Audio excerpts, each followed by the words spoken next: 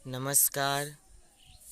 मैं दिनेश पाल, सम्मान शिक्षक प्रशिक्षण केंद्र अलीनगर चंदौली से।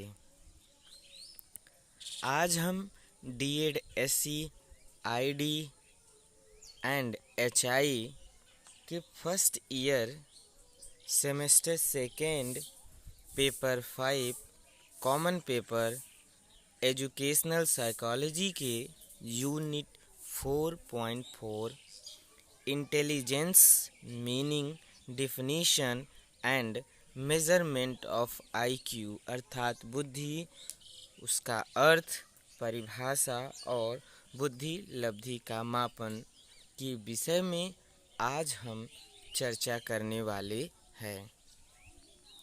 तो आइए सबसे पहले हम देखते हैं कि बुद्धि क्या है, बुद्धि किसे कहते हैं। बुद्धि वह मानसिक शक्ति है जो वस्तुओं एवं तथ्यों को समझने, उनमें आपसी संबंध खोजने तथा तर्कपूर्ण ज्ञान प्राप्त करने में सहायक होती है। यह भावना और अंतःप्रज्ञा से अलग है। बुद्धि ही मनुष्य को नवीन परिस्थितियों को ठीक से समझने और उसके साथ अनुकूलित होने में सहायता करती है। बुद्धि को सूचना के प्रसंस्करण की योग्यता की तरह भी समझा जा सकता है। प्राचीन काल से ही बुद्धि ज्ञानात्मक क्रियाओं में चर्चा का विषय रहा है। कहा जाता है कि बुद्धिरस्य बलवन्तस्य अर्थात जिसमें बुद्धि है वही बलवान है। बुद्धि के कारण ही मानव अन्य प्राणियों से श्रेष्ठ माना जाता है। मनोविज्ञान के क्षेत्र में भी बुद्धि चर्चा का विषय रहा है। हजारों वर्ष पूर्व से ही व्यक्तियों को बुद्धि के आधार पर अलग अलग वर्गों में बांटा गया है। कुछ व्यक्ति बुद्धिमान कहलाते हैं, कुछ कम बुद्धि वाले कहलाते हैं, परंतु बुद्धि के स्वरूप को समझना बड़ा कठिन है।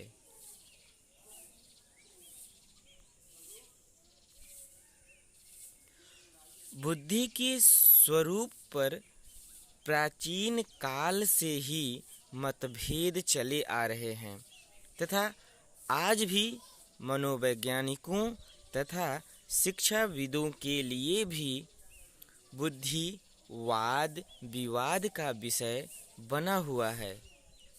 19वीं सदी के उत्तरार्ध से भी बुद्धि के स्वरूप को समझने हेतु मनोवैज्ञानिकों ने प्रयास प्रारंभ किए, परंतु वे भी इसमें सफल नहीं हुए तथा बुद्धि की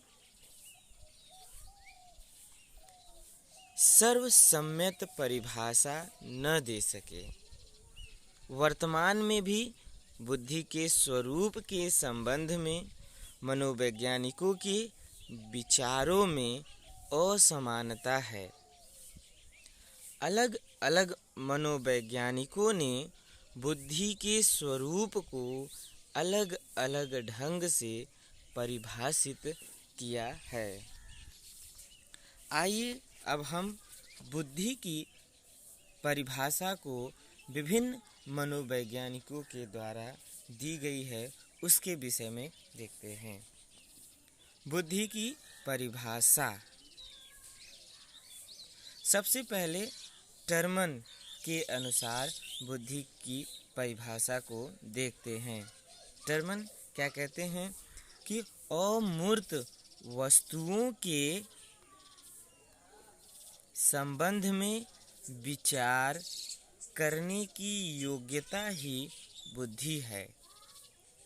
अतः टर्मन के अनुसार बुद्धि समस्या को हल करने की योग्यता है। नेक्स्ट परिभाषा एविंग हास के अनुसार बुद्धि विभिन्न भागों को मिलाने की शक्ति है। नेक्स्ट हम गाल्टन के अनुसार देखते हैं। बुद्धि विभेद करने एवं चयन करने की शक्ति है। नेक्स्ट है बीने के अनुसार। बीने महोदय क्या कहते हैं कि बुद्धि तर्क, निर्णय एवं आत्म आलोचन की योग्यता एवं क्षमता है। नेक्स्ट परिभाषा है थॉर्नडाइक के अनुसार। थॉर्नडाइक महोदय कहते हैं कि उत्तम क्रिया करने तथा नई परिस्थितियों के साथ समायोजन करने की योग्यता को बुद्धि कहते हैं।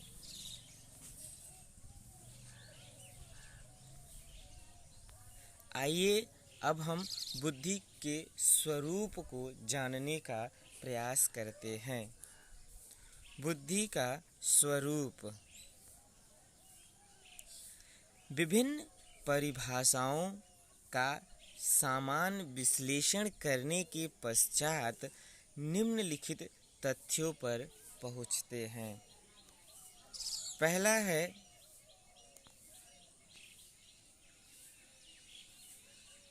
बुद्धि के सहारे व्यक्ति किसी समस्या के समाधान में सूझ अर्थात समझ का सहारा लेता है। इतना ही नहीं, किसी समस्या के समाधान में गत अनुभूतियों का लाभ इन बुद्धि के द्वारा ही उठा पाता है। और दूसरा है बुद्धि विभिन्न क्षमताओं का संपूर्ण योग होती है। इसका मतलब यह हुआ कि बुद्धि में किसी एक प्रकार की क्षमता नहीं होती है, इसमें कई प्रकार की क्षमताएं होती हैं। इन क्षमताओं का योग ही बुद्धि कहलाती है। नेक्स्ट है हमारा तीसरा, बुद्धि के सहारे व्यक्ति उद्देश्यपूर्ण क्रियाएं करता है। जो व्यक्ति जितना ही अधिक उद्देश्यपूर्ण सार्थक क्रियाएं करता है उसे उतना ही बुद्धिमान माना जाता है। आइए नेक्स्ट देखते हैं बुद्धि के स्वरूप। बुद्धि व्यक्ति को वातावरण के साथ प्रभावकारी ढंग से समायोजन या अनुकूलन करने में मदद करती है। अधिक बुद्धि वाले व्यक्ति अपने आप को किसी भी वातावरण में समायोजित कर लेते हैं। कम बुद्धि वाले व्यक्तियों में इस तरह समायोजन करने की क्षमता कम होती है। पांचवा है हमारा, बुद्धि से व्यक्ति को विवेकशील चिंतन तथा अमूर्त चिंतन करने में भी मदद मिलती है। इसका मतलब यह हुआ कि जो व्यक्ति बुद्धिमान होता है उसके सोचने एवं चिंतन करने का तरीका विवेकपूर्ण एवं तर्कसंगत होता है। आइए आगे हम बुद्धि के प्रकार को जानने का प्रयास करते हैं कि ई.एल. थॉर्नडाइक महोदय ने बुद्धि के कितने प्रकार बताए हैं? तो E.L. थार्नडाइक के अनुसार बुद्धि के कुल मुख्य रूप से 3 प्रकार बताए गए हैं। पहला है सामाजिक बुद्धि, जिसे हम सोशल इंटेलिजेंस कहते हैं, और दूसरा है मूर्त बुद्धि, जिसे कंक्रीट इंटेलिजेंस, और तीसरा आखिरी है अमूर्त बुद्धि, एब्स्ट्रैक्ट इंटेलिजेंस कहते हैं। तो आइए अब हम एक एक करके इन बुद्धियों के बारे में विस्तृत रूप से जानने का कुछ प्रयास करते हैं। तो सबसे पहले हम सामाजिक बुद्धि के विषय में देखते हैं। सामाजिक बुद्धि से तात्पर्य एक ऐसी बुद्धि से होता है जिसके सहारे व्यक्ति दूसरे व्यक्ति से व्यवहार करने में कुशल होता है, जैसे नेता, बीमा एजेंट इत्यादि।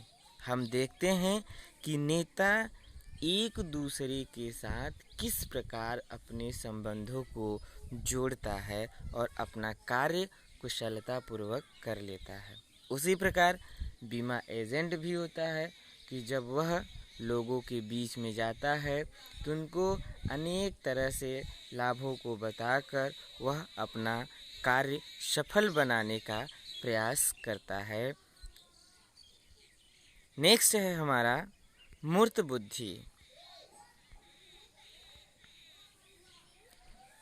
मूर्त बुद्धि से तात्पर्य वैसी मानसिक क्षमता से होता है जिसके सहारे व्यक्ति मूर्त या ठोस वस्तुओं के महत्व को समझता है, उसके बारे में सोचता है तथा अपनी इच्छा एवं आवश्यकता अनुसार उसमें परिवर्तन लाकर उन्हें उपयोगी बनाता है। जिन व्यक्ति या बच्चे में मूर्त बुद्धि अधिक होती है उनमें हस्तकलाओं की क्षमता अधिक होती है, जैसे इंजीनियर, मैकेनिक आदि। हम मैकेनिक को देखते हैं कि वह किसी कार्य को बड़े जुगाड़ के साथ सरलतापूर्वक करके वह अपने उपयोग के अनुसार उसको बना लेता है। नेक्स्ट है हमारा अमूर्त बुद्धि। अमूर्त विषयों के बारे में चिंतन करने की क्षमता को ही अमूर्त बुद्धि कहा जाता है। ऐसी बुद्धि वाले व्यक्ति शब्द, प्रतीक तथा अमूर्त चीज़ों के सहारे चिंतन करते हैं। इस ढंग की क्षमता दार्शनिक, लेखक, कलाकार आदि में पाई जाती है। आइए अब हम बुद्धि लब्धि का मापन किस तरह से किया जाता है और बुद्धि लब्धि का मापन सबसे पहले किसने किया था उसके विषय में चर्चा करते हैं। बुद्धि लब्धि का मापन, मेजरमेंट ऑफ इंटेलिजेंट क्वोशेंट।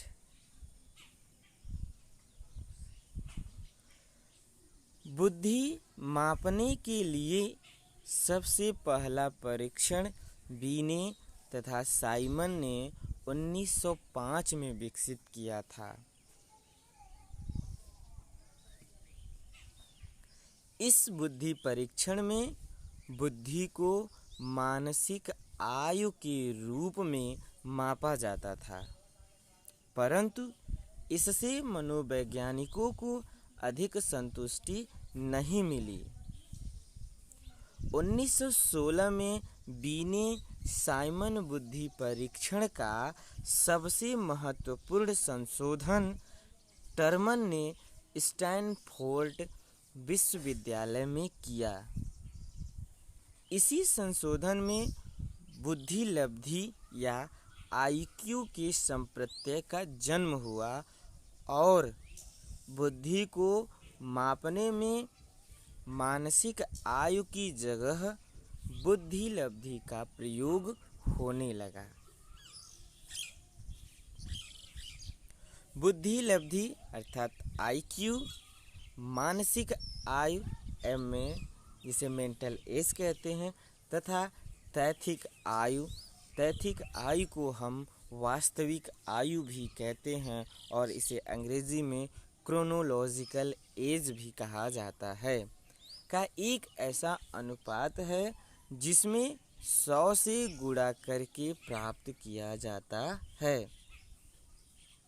तो बुद्धि लब्धि को सूत्र के रूप में इस प्रकार लिखा जा सकता है कि जैसे बुद्धि लब्धि बराबर मानसिक आयु बटे तैथिक आयु या वास्तविक आयु गुणित 100। इसे हम शॉर्ट फॉर्म में लिख सकते हैं कि IQ बराबर MA बटे CA गुणित 100। जैसा कि बुद्धि लब्धि में मानसिक आयु और तैथिक आयु या क्रोनोलॉजिकल आयु या एज या वास्तविक आयु का प्रयोग होता है, तो आइए अब हम देखते हैं कि क्रोनोलॉजिकल एज किसे कहते हैं। तैथिक आयु से तात्पर्य व्यक्ति के जन्म से आज तक के समय से होता है, अर्थात जब कोई बच्चा या व्यक्ति जन्म लेता है तब से लेकर जो उसकी वर्तमान स्थिति है उसके बीच को हम उसकी आयु को हम तैथिक आयु का नाम देते हैं। नेक्स्ट है हमारा मानसिक आयु, मेंटल एज। मानसिक आयु से तात्पर्य एक ऐसी प्राप्तांक से है जिसका निर्धारण अपनी ही उम्र या अपने से कम या अधिक उम्र के बच्चों की औसत निष्पादन के साथ तुलना करके किया जाता है। मानसिक आयु को एक उदाहरण के माध्यम से समझने का प्रयास करते हैं कि किसी बच्चे की वास्तविक आयु 6 वर्ष है। वास्तविक आयु को हम तैथिक आयु भी कहते हैं या क्रोनोलॉजिकल एज भी कहते हैं, और वह 8 वर्ष के बच्चे के लिए बने बुद्धि परीक्षण के समाधान में सफल होता है, तो उसकी मानसिक आयु मेंटल एज 8 वर्ष की होगी। आइए अब हम कुछ प्रश्नों के माध्यम से बुद्धि लब्धि कैसे निकाली जाती है, बुद्धि लब्धि के सूत्र का कैसे प्रयोग किया जाता है, उसको हम समझने का प्रयास करते हैं। माना किसी बच्चे की मानसिक आयु 10 वर्ष है जबकि उसकी वास्तविक आयु 8 वर्ष है, तो उस बच्चे की बुद्धि लब्धि की गणना कीजिए। जैसा कि प्रश्न में दिया है कि बच्चे की मानसिक आयु बराबर 10 वर्ष, वास्तविक आयु या तैथिक आयु बराबर 8 वर्ष, और बुद्धि लब्धि का सूत्र है मानसिक आयु बटे तैथिक आयु या वास्तविक आयु गुणित 100। तो इसे अब हम हल करने का प्रयास करते हैं। देखिए, जो बच्चे की मानसिक आयु और तैथिक आयु दिया है वह वर्षों में दिया गया है, साल में दिया गया है। तो इस प्रश्न को हल करने से पहले जो वर्ष में दिया गया है उसे हम महीने में बदल लेंगे। जैसे देखते हैं आगे कि अगर बच्चे का मानसिक आयु 10 वर्ष है तो 1 वर्ष बराबर 12 महीने होते हैं। तो 10 में हम 12 का गुणा कर देंगे तो हमारा वह महीना में बदल जाएगा, जैसा कि हमने प्रश्न में हल किया हुआ है। तो IQ बराबर होता है MA/CA गुणित 100 और समय को हम महीने में बदल लेंगे तो उसको हम लिखेंगे 10 गुणित 12 बटे 8 गुणित 12 गुणित 100। अब इसे हम हल करेंगे तो अगर 10 में 12 का गुणा करेंगे तो आएगा 120 और 8 इंटू 12 करेंगे तो आएगा 96 और इसे हम हल करेंगे तो उसका लास्ट में उत्तर आएगा 125, अर्थात उस बच्चे की बुद्धि लब्धि 125 है। इसे हम एक और प्रश्न के माध्यम से समझने का प्रयास करते हैं। प्रश्न है, माना किसी बच्चे की वास्तविक आयु 12 वर्ष 4 महीना है, जबकि उसकी मानसिक आयु 13 वर्ष 6 महीना है, तो उस बच्चे की बुद्धि लब्धि की गणना कीजिए। अब देखिए इसमें क्या है, इसमें वर्ष भी दिया है और महीना भी दिया है। तो इसमें हम क्या करेंगे, चलिए हम प्रश्न को हल करते हैं। तो जैसा कि IQ का सूत्र है IQ बराबर MA/CA, ठीक है। अब हमने क्या, इसके पहले प्रश्न में हमने क्या बताया था कि जो वर्ष है उसे हम महीने में बदल लेंगे। तो जैसा कि देखिए इसमें मानसिक आयु 13 वर्ष 6 माह है, तो 13 में हम 12 का यदि इंटू करते हैं और प्लस 6 कर देते हैं तो वह हमारा महीने में चेंज हो जाएगा, जैसा हमने ऊपर लिखा हुआ है। उसी प्रकार से जो वास्तविक आयु या तैथिक आयु है उसे भी हम महीनों में चेंज कर लेंगे और जो महीना है उसको हम उसमें प्लस कर देंगे, जोड़ देंगे। तो आइए हम प्रश्नों को हल करते हैं। तो 13 गुणित 12 धन 6 बटे 12 गुणित 12 धन 4 गुणित 100। जब इसे हम 13 गुणित 12 करेंगे तो 156 प्लस 6 बटे 12 बरहिया हम 144 प्लस 4 गुणित 100 और ऊपर को जोड़ देंगे 156 प्लस 6 बराबर 162 और 144 प्लस 4 148 गुणित 100 और इसका आंसर आएगा 109.45। इसे हम राउंड अप में 109 लिख सकते हैं, जो बच्चे की बुद्धि लब्धि होगी। आइए IQ निकालने के बाद अब हम इस तालिका की मदद से ये देखते हैं कि बच्चा किस समूह में आता है। ये वे तालिका है जिसको मेरिल और वेसलर ने IQ के हिसाब से वितरित किया है। तो IQ का वितरण मेरिल के अनुसार हम देखते हैं। एक तरफ हम लिखेंगे बुद्धि लब्धि और दूसरी तरफ समूह।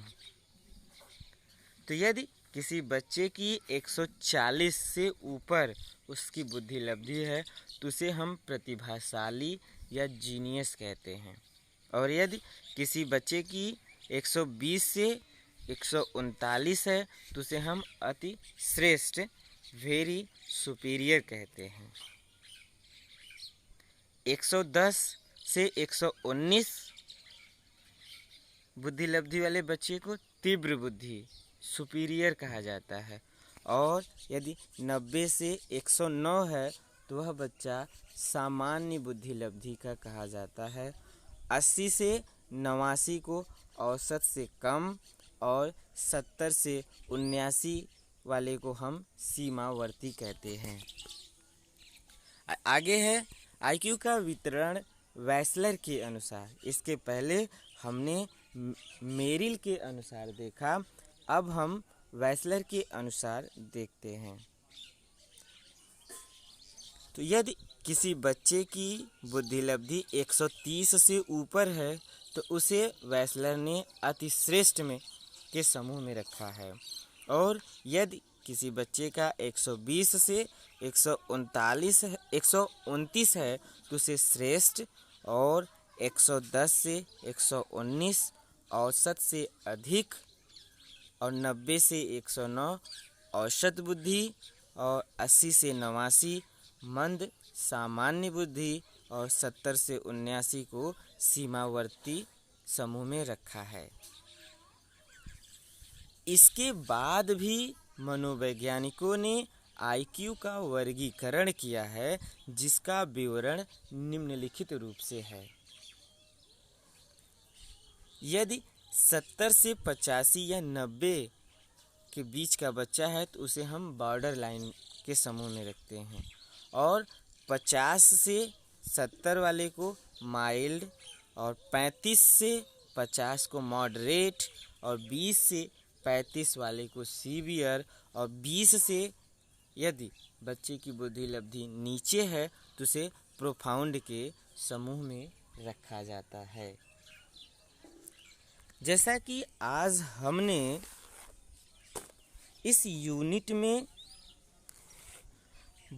बुद्धि का अर्थ, बुद्धि की परिभाषा, बुद्धि के प्रकार और बुद्धि लब्धि का मापन कैसे किया जाता है उसके विषय में आज हमने चर्चा किया। तो इस पॉइंट से हमने कुछ प्रश्न तैयार किए हैं जो निम्नलिखित हैं। पहला प्रश्न है हमारा, बुद्धि क्या है? दूसरा है, मानसिक आयु क्या है? और तीसरा और अंतिम प्रश्न है, बुद्धि लब्धि का सूत्र लिखिए। इन प्रश्नों का उत्तर आप अपने ग्रुप में लिखकर भेज सकते हैं। धन्यवाद।